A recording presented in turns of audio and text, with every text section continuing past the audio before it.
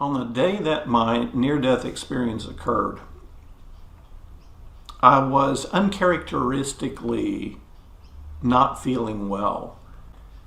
I started having difficulty being able to breathe.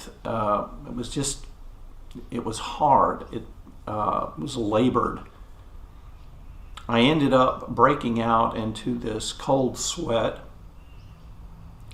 and I just felt very weak. And this pain started radiating down from my shoulder down my left arm. And so I told my wife, Denise, that I was feeling so bad that I needed to turn in early. I just needed to lay down and try to rest because I just didn't have any more strength left in me. And I was laying down there just trying to be able to relax. And it was soon after that my wife Denise came in, and she got ready for bed, and she pulled in the bed beside me. I was trying to lay on my side, but I couldn't. I couldn't lay on my left side because it was just really making my arm hurt. And then I couldn't lay on my right hand side because it was making it difficult to breathe more. And so I just laid back on my back, and I thought, okay, well, I gotta just really try to get some air into me. And while I'm sitting there contemplating this, and I'm trying to figure out just what happened, what is going on, all of a sudden, it felt like an elephant had just stomped right in the middle of my chest. And completely unexpected and so very strong that I just kind of came up from the bed just a little bit. And I had grasped my chest, and I was trying to be able to call out to Denise. But I couldn't. The words were the pain was so intense that I couldn't even call out. It was like it was stuck in my throat. I couldn't move either because, again, the pain was crushing. It was just so bad. And when I realized I couldn't get a word out to wake Denise, and I couldn't do anything, then the first thing that I did is I called out then to God. And I said, God, if you don't take this pain away, I don't know what I'm going to do. This is just too much for me to handle. Please take this pain away. And with that, within just a couple of seconds, then suddenly all the pain went away. And I was thinking to myself at that moment, oh wow, God was listening to me. And so I'm thinking like, I'm glad for that. So I then started to take stock. Now my eyes were closed at the time, but I was trying to take stock of my body, how everything felt. There was no pain going down my arm anymore that I could feel, and there was no pain in my chest. And I noticed actually I didn't have any of the other symptoms. I wasn't labored in my breathing. In fact, I was feeling kind of good. So much different from what I was feeling before. And I thought, oh, it's nice. It's nice. And then I thought to open my eyes. And when I opened my eyes, I realized I wasn't in bed anymore. I was actually standing beside my bed, and I was looking down at this body that I recognized that was me. And I recognized I'm dead. And I thought to myself, and I don't look that good either, because this body that's laying on the bed still has a hand that was clutched to the chest, and this kind of this look on the face. It seemed like it was painful, but obviously dead. And I'm looking around, and the thing about it is, this is at night, but I'm able to see incredibly well. As you can see, I wear glasses. I wore glasses then. But what was interesting about it is that my vision was like superhero vision. I could take in the tiniest details, and since that's one of the things that I normally do, is I look at details. I try to notice things, and these tiny things, because they mean something to me, as part of just the way that I tend to approach things. And while I'm looking around and noticing everything, I could see, of course, that my wife was still sound asleep there. And then from behind me, I hear this voice, Wayne. And I looked around. I was like, is somebody calling me? Then I hear it again, Wayne. And I recognized that it was coming from behind me. So I turned to look, and now, of course, I'm in the bedroom, and so there is a wall that's just a few feet past the edge of our bed, and there's a window, a big plate glass window that looks out onto, there was this, this street and a curb that goes out there behind where our house was.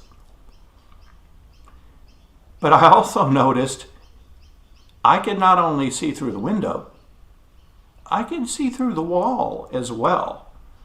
Everything around, there was nothing that seemed to inhibit my vision at all. And another funny thought about it was, it seemed perfectly normal. It wasn't like I went like, ooh, neat, I can see through things, I've got X-ray vision. No, it just seemed like it was perfectly natural. And then I did something else that was also, I thought, strange and yet perfectly natural at the same time. As I look out, I can see, sitting out on this curb, is this woman. And for a moment there, I thought, wait a minute. I know this person. I don't know how I knew this person. I don't know what that was, but there was just like this internal knowing that I knew who this person was. What's her name? Her name was Linda. Yeah, this is Linda. Well, I didn't even stop to think, who's Linda? I didn't recognize, as I look at it now, I still don't to this day know who this Linda was, but at that point I knew her. And I knew who she was. And I then walked out to her, walked right through the wall, walked out to the street, and there is a light, a circle of light that goes completely around her. And she's like sitting in the middle of it. It's like a spotlight is shining down from above her, and she's in this light beam. And I said, hi. And she looked at me and she said, Wayne, there's someone that wants to meet you. And I said, really? Who? and she just looks up like this. And of course, when you see somebody look up like that, I did the same thing. What's she looking at? So I started to look up. And when I looked up, I could see what appeared to be so far away. There was a pinpoint of light. I just thought it's a star. But I couldn't see anything else in the night sky except that pinpoint of light. And as I looked at that pinpoint of light, then suddenly what I can only characterize what felt like large, very large, yet unseen hands that grabbed me around my center and started to lift me up. Now, this is what it reminded me of at the same time is like when you are reaching down and you've got a small child and you pick up your small child and you hold them up and you're playing with them, that sort of thing. It was like that type of feeling. And it was warm and it felt nice. But I didn't see any hands. I didn't see anything connected with those hands, but I could feel them. And I started to be lifted up off of the street. And immediately, because I wasn't prepared for that, I reached out my hands to try to steady myself. And it seems, like kind of silly, but there was nothing, of course, to grab onto. And I'm looking like this, and I'm seeing down as Linda is going down away from me. Well, it's not that she was going down, it's that I was going up. And it was at that moment, then my focus, then my eye was captured onto my hands. And then I noticed my left hand, particularly because I'm left-handed, I guess that's the reason why I looked there first. And then I thought, oh, wow. I could see that there was this glow that was coming, I guess, from my body. I could still, the shape and everything else, my fingers, hands, and everything was still me, but I could then see this glow, this aura that was coming off of this purplish, bluish glow. And I thought, cool. And that's one of the things that I recognize is that when you die, you're the same person after death, the same personality that you were just a few minutes more previously. It's not like that suddenly you have the all knowledge, all of this kind of stuff. That it didn't happen like that. So I was just thinking like, yeah, that's cool. But then this vision that I have was able to not only pinpoint that, I could look and I could see inside this hand because it was like translucent.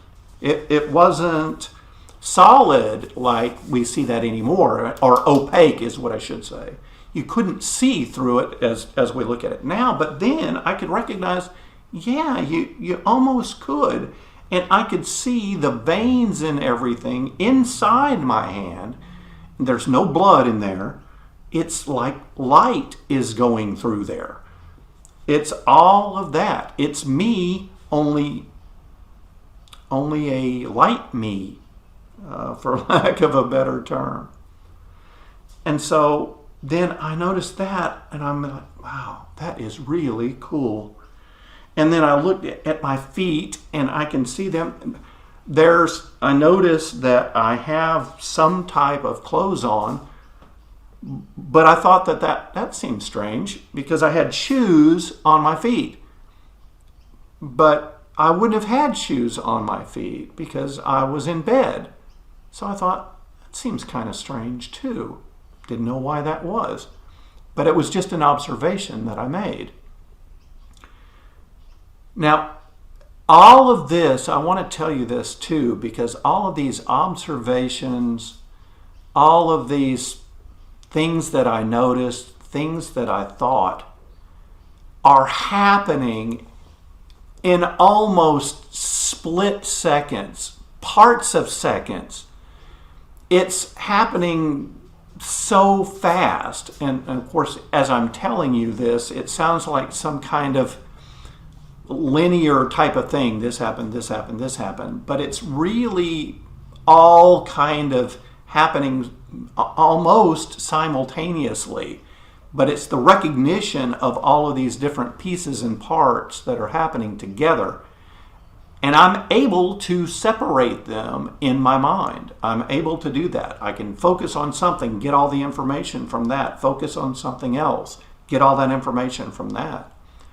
And so what I'm recognizing then now is that the direction that I'm going, the being picked up, and I'm going now through the cloud layers, and I can see the land masses and everything going down before me. And as I'm looking that way and I'm noticing that, I then turn my attention back up, and I'm going out into space. And while I'm out in space, what appears before me is this opening of a funnel. And so it's opened this way, and it goes in and makes this tunnel that was, I don't know, it had a pretty large circumference in comparison to me. So I mean, it wasn't real tight and confining. It had plenty of room to it. It was quite large, but it was also dark. I noticed that it was dark just like space was, yet I could differentiate and I could see the opening to this funnel within it. And I went up into the funnel. And during the course of this, it's ever increasing in speed. And as I went into this funnel, there are several different things that happened. One, I recognized that, oh my goodness, there was this cool breeze that, I mean, like if you were sitting on a tropical island and you had this cool breeze and you just felt so good. It was like that. I could feel it. But what was most interesting to me at this point is all around the edge of this tunnel were angels. And just like you would think an angel with the wings, male, large, and they were packed. I mean, it was shoulder to shoulder and in this complete 360 degrees. All of them. And they were talking to themselves. Now, again, it's very dark, so I could barely make it out, except that my vision was able to see this, differentiate this.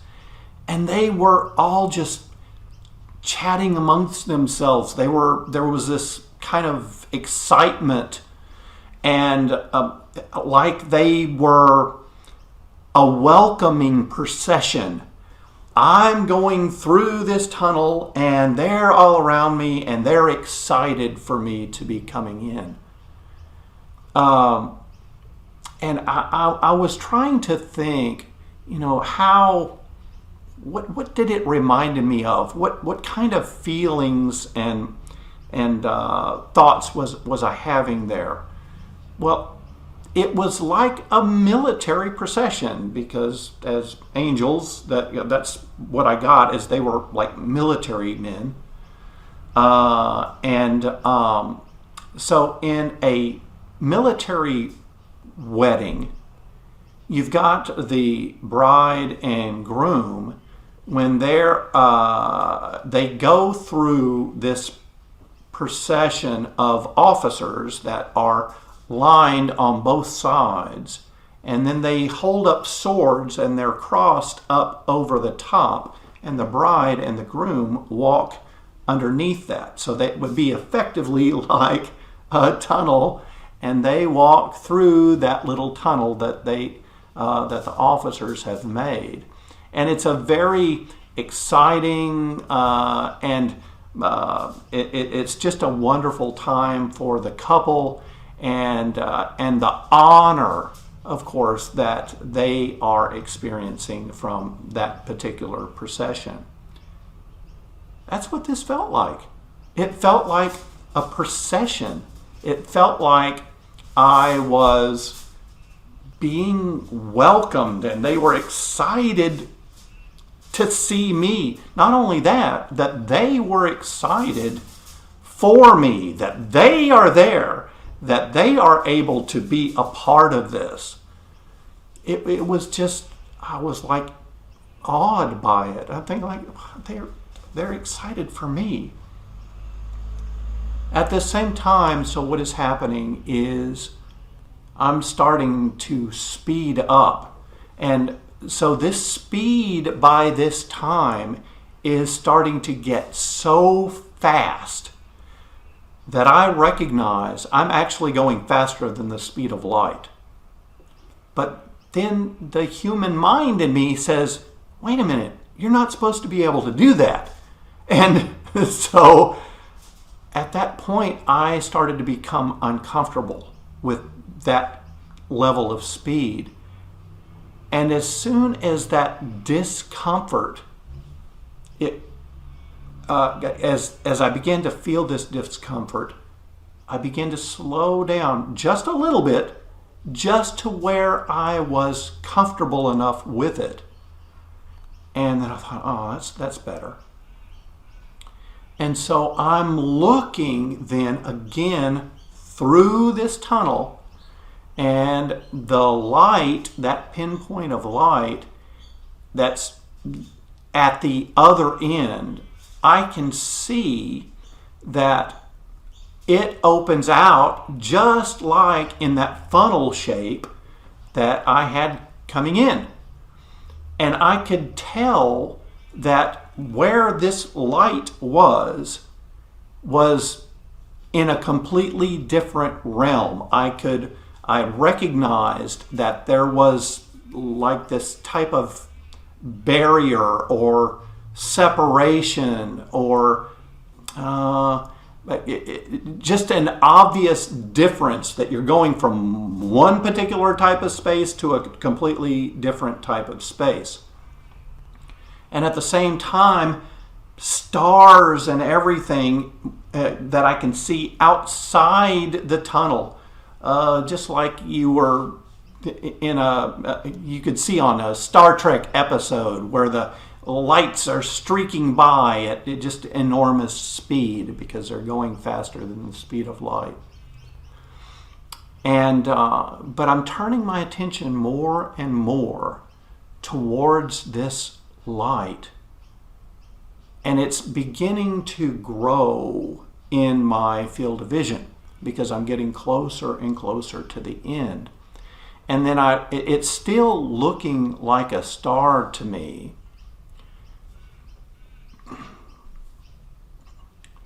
And it's getting brighter as I'm getting closer. And I'm looking and looking, and as I'm getting closer and closer and getting closer to the edge of the exit from this funnel, I burst, for lack of a better term, I just kind of burst into this realm.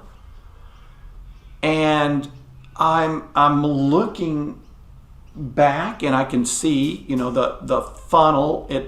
It kind of like it is, the opening of the funnel is inside this realm, but that when you go down into the funnel, it goes out of that realm into where I was previously.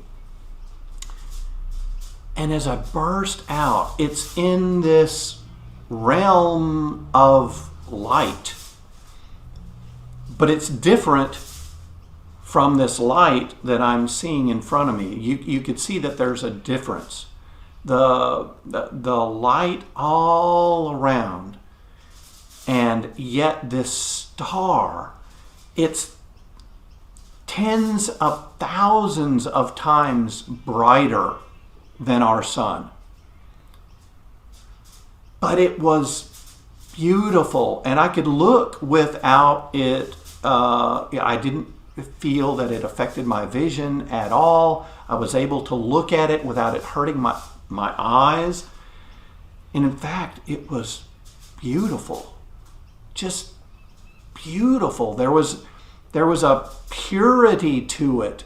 There was life to it. This was a living light. And I'm trying to be able to figure it out, because it is white. It's a white light, but to be able to call it white does it a disservice, because it's not a white that exists in our earthly reality. It is so much more pure, and it's a color that is just outside of our realm of experience. And the interesting thing, of course, then that means that most all of those colors are outside of our realm of experience, because white light is actually contains the entire spectrum, right? So that was thinking like, wow, this is beautiful. But I'm still heading towards this light. There's a boundary to it that separates itself from the rest of the light, and you can see that. And as I get closer, I'm looking down into the center of this light, and I can make out the form of a man. And I thought, wow. It wasn't just that there's a man in the center of this light. The light was coming out of him. And as I recognize this, and his arms are outstretched, and it's just pouring out this light. Now, all I can make out is the shape and form of the man first. And by the moment of this recognition, with these arms outstretched towards me, like he was, like you would reach out to hug someone. And at that moment, I entered the light. I entered this light. And at the same instant, the light entered me. And it's very difficult to kind of relay how this works. It was as if I was suddenly an empty vessel. I was a container myself. And the light that was him begins to fill me up completely. Like you would fill up a water balloon, right? It takes that shape and it starts to expand. Well, I felt as if I was expanding. And I was expanding with the love of God. So let me tell you, as soon as I enter the light starts to enter me. I have this instant knowledge, undeniable knowledge, clear, perfect knowledge. You know that you know that you know. This is Jesus. This is God. This is the creator of everything. And there was no questioning it. I knew this to be true. This man is the way, the truth, and the life. Now, when this happened, you have to understand, I had not been a Christian except for the total length of time of 1 week. So I didn't know that this was actually a scripture that was in the Bible. Of course, I found out later. But as I'm experiencing this, that knowledge came to me, and it was unquestionably true. Now let me tell you about the love of God. We think we know what love is here on earth, but words are just inadequate to really give you the impact of what this is. When it was rapturous, it was blissful, it was joyful, it was ecstatic. If we were to combine all of those terms in the greatest experience of ecstasy and love and rapture and joy in our life here on earth, the greatest potential for that experience, and then multiply that times 1 billion. And that would only be the beginning of a way to explain it, because there's just really no measuring stick with which to kind of give a true accounting of what this was. There was no end to it. This is infinite. And where you think it could have possibly have experienced the most of it, you're still just beginning. It doesn't stop. And so this love is filling me so much, and I feel like I'm expanding and expanding and expanding with it. There's a pressure to it from inside me outward. And I am just enraptured by it all until I feel that it's just so much that I could explode from it. And the moment that I thought that, I feel this starting to relax on me. And then the moment I felt that, I said, no, don't stop. Give me all you got. And then I heard Jesus chuckle, and he starts filling me with more and more again until he feels that it's as much as I'm able to stand. And I'm just in awe. I'm in awe of it all.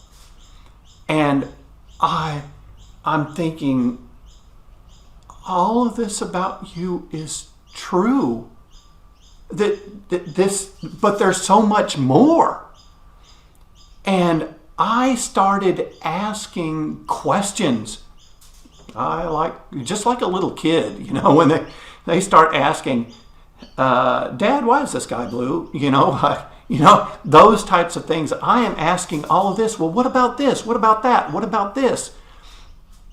And he starts answering them.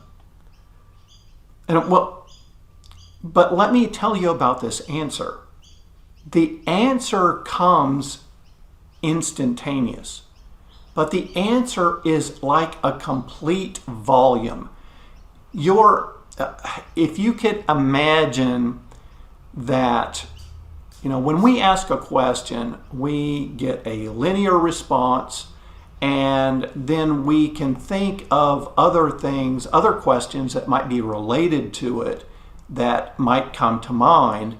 And the whole point is to be able to gather as much information surrounding and as much detail around a particular topic or question that we have, that we then want to be able to develop what we would consider a complete answer, right? It doesn't leave anything to be asked. Well, that's what happens here, but a millionfold. So when he answers a question, it is as if he has already thought of, contemplated, or understood every possible other question that would be connected with it. And he answers it just with all 360 degrees, every possible connection, all answered at one time. You get an entire volume of information in an answer to your question, and the question is answered completely. In other words, there's nothing else left to ask about it. He has given you every part of it in that answer. And then I would ask another question, and then another question, and I'm just like, whoom, whoom, whoom, whoom. I'm filled up with libraries of information. But let me tell you, so I asked just like things that you would question, because I had been searching for so long for answers. I was asking all of the questions you might ask about, the meaning of life, or what is the truth? All of these type of esoteric and philosophic questions, of course, that we have. And I got all of these answers. Let me just give you the one answer. It's Jesus. Okay, he's the answer to it all. That's ultimately the answer. However, having said that, all of these particulars and things to all of these questions, I was not allowed to come back to this life with.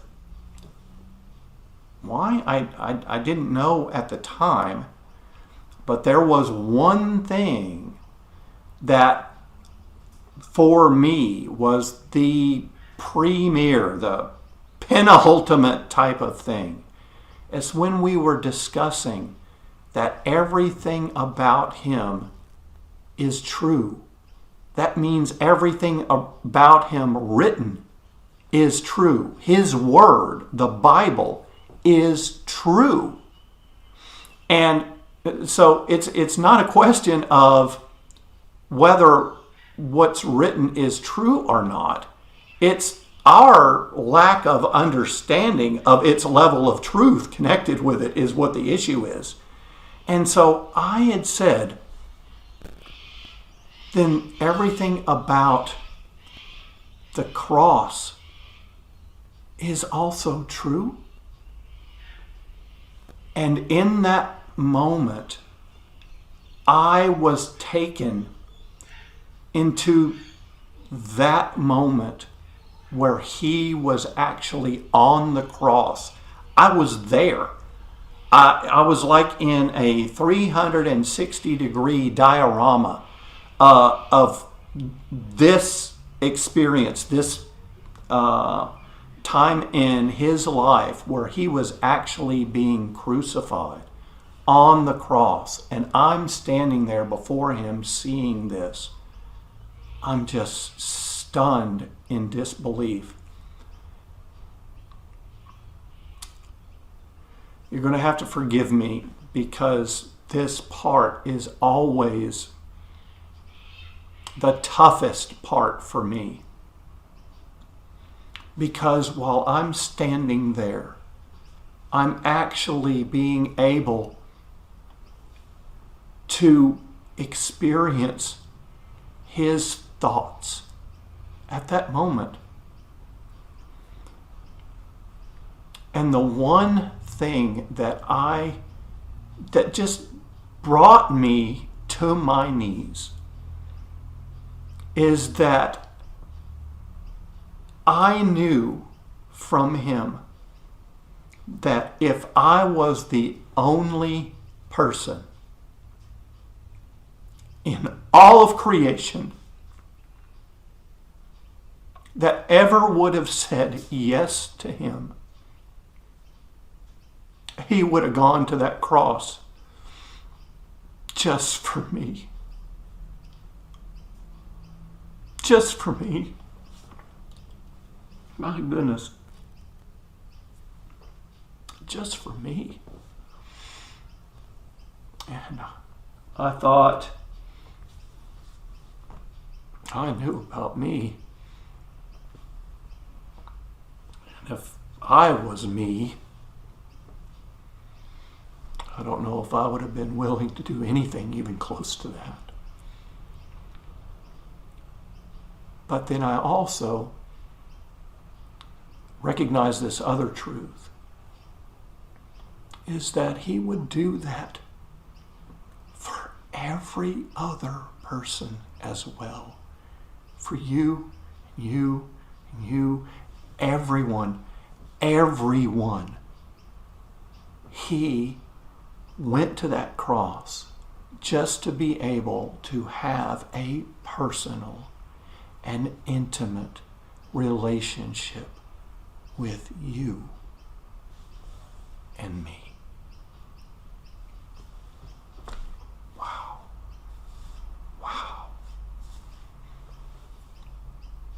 And I wanted that. And so I asked then more and more questions. And then he chuckled again. He was amused by my asking of questions, but I was just like I had been someone who had been starving for food, and I had just suddenly been placed before a feast, and I was just able to try all of this. I want to try it all. I want to know all of this. I want all of this information. I want to know all about you. And then at that point, I recognized then that I wasn't there just with Jesus. I also recognized I was there with the Father. And although I couldn't see the form of the Father, which is the ones whose hands had picked me up, I knew that he was there beside Jesus, and I was able to hear him. I was able to interact with him, but I was not able to physically see him. And it was a him. It was obvious that the Father was a him and the Son was a him. But I also then started to recognize, wait a minute, this place that I'm in, this heavenly place,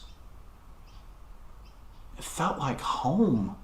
It felt like, when you go camping, and in this camping trip, it's always nice to be able to go on a camping trip and you go out into the wilderness and commune with nature and have campfires and to be able to just enjoy that connection there. It's always nice. But then again, after a week or so, it's always nice to come back home, to be able to sleep in your own bed, to have a nice warm shower, to get all the grime and the dirt off of you, that sort of thing. It was nice to go and have the trip, but it's so much nicer when you're home and you feel that. It's great. That's how I felt. I was home. I was back. How could I be back? I don't know, but I knew this was my home. But then something kind of stopped me. I thought, wait a minute. Can I stay here? And I was thinking this to myself, and then I vocalized it. Can I stay? And then both the Father and Jesus, in unison at the same time, said no. And it wasn't mean, but it was firm. And the voice, the power from the Father was earth-shatteringly powerful. I mean, it just within the core of me just shook me. It was still a loving no, but it was a firm no. And I knew at that moment that there wasn't a question, there wasn't an argument that I could make. Oh, come on, guys, let me stay. This is home. This is where I belong. No, there was none of that. I knew I had to go. And in that moment, that recognition, I started to be pulled backwards. And pulled back then out of the light. And I could see, now I'm actually going back just the way opposite that I went. So I came head first to come into the light. Now I'm going feet first to go back. And it happens all the same way. And there's this level of disappointment. I'm having to go back. But I'm watching myself go back. And as I'm going back, I see the funnel, and I enter in through the funnel.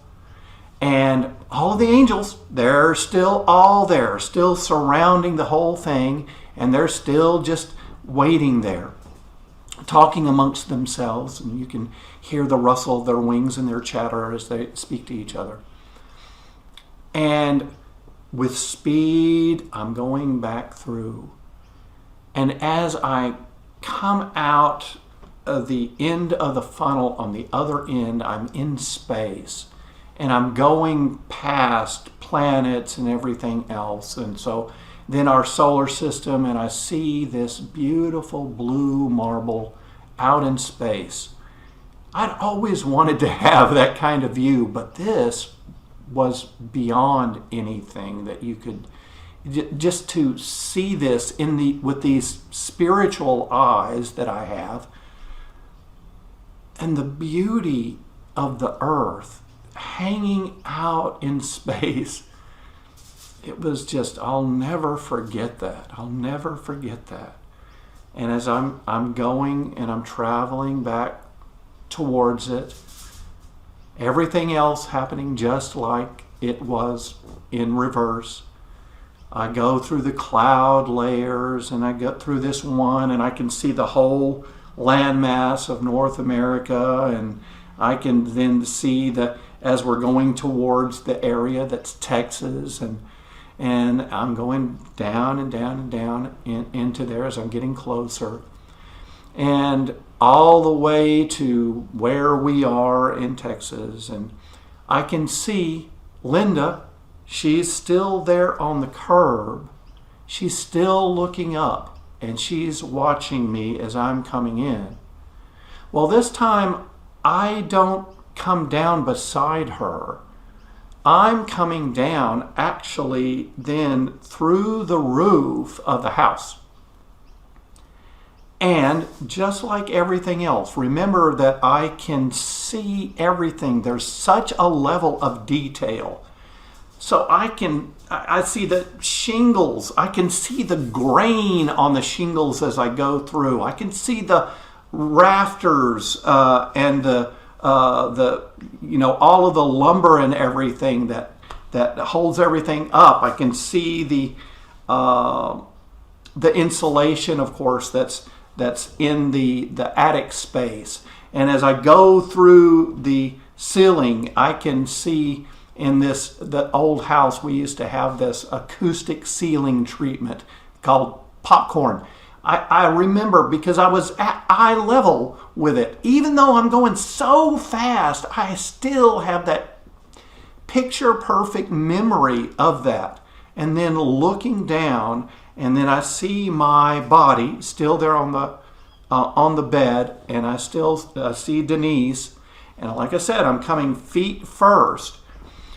And I enter in through my chest. My feet come in through my chest. And I slammed into my body with such force that once I enter and I feel like I'm locked in, my physical body actually rebounded from the impact, from this reconnection, just from the force of it, rebounded, and I was thrown up. My body was thrown over the end of the bed out into the middle of our bedroom. And I landed with a thud on the floor. Didn't float off the side. I was thrown off the end out in the middle of the floor. And when that sounded, when that happened, that is what woke Denise up. She heard this loud thump, out in the floor, which was me. And she then wakes with a start. Well, it's dark and she can't see me. And I am suddenly back in pain again. But this pain is different. There's this huge burning in my chest. And I'm not able to quite try to speak yet. It's very difficult. And I'm trying to be able to crawl to the edge of the bed so that I can catch her attention. And I reach up with the strength that I have, and I grabbed her foot on the end of the bed. And she lets out a little like that, and she looks over, and she said, "Wayne!" And I just forced out with all the effort that I could say is, "I just met God." And her eyes got real big, and she said, "What?" And I did it again. "I just met God."